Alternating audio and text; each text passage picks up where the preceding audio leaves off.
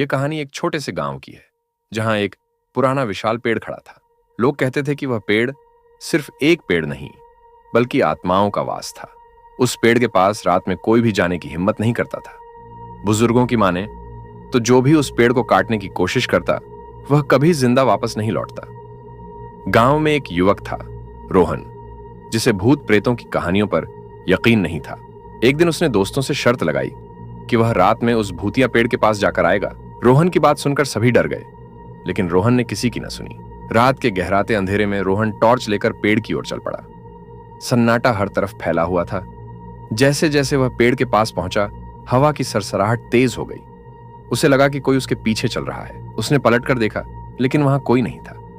रोहन जैसे ही पेड़ के पास पहुंचा, उसे लगा जैसे पेड़ की शाखाएं उसके सामने झुक रही हों। अचानक पेड़ से एक अजीब सी सरसराती आवाज आने लगी। वह टॉर्च से इधर उधर देखने लगा। तभी पेड़ के तने पर उसे एक इंसानी चेहरा दिखा, जिसकी आंखें चमक रही थीं। रोहन ने हिम्मत जुटाकर पेड़ को छूने की कोशिश की, लेकिन तभी किसी ने उसके कंधे पर हाथ रखा। वह डर कर मुड़ा, लेकिन वहां कोई नहीं था। उसके चारों ओर ठंडी हवा का झोंका आया और उसे लगा कि कई आवाजें उसके नाम पुकार रही हैं। रोहन, रोहन। तभी रोहन को महसूस हुआ कि उसकी टॉर्च की रोशनी अचानक बंद हो गई। चारों तरफ घना अंधेरा छा गया। पेड़ की शाखाएं जैसे उसकी ओर बढ़ने लगीं। उसने भागने की कोशिश की, लेकिन उसके पैर जकड़ गए। तभी एक डरावनी आवाज गूंजी, तुमने यहां आने की हिम्मत कैसे की?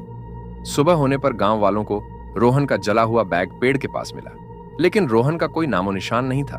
कहते हैं कि वह पेड़ उन लोगों को अपना शिकार बना लेता है जो उसकी शांति भंग करते हैं। गांव वालों ने उस दिन के बाद कभी उस पेड़ का रुख नहीं किया। कई रहस्य अनसुलझे रह जाते हैं। क्या वह पेड़ सच में भूतिया था, या यह सिर्फ लोगों की कल्पना थी? ये कोई नहीं जानता। लेकिन इतना जरूर है कि कुछ कहानियां बस कहानियां नहीं होती।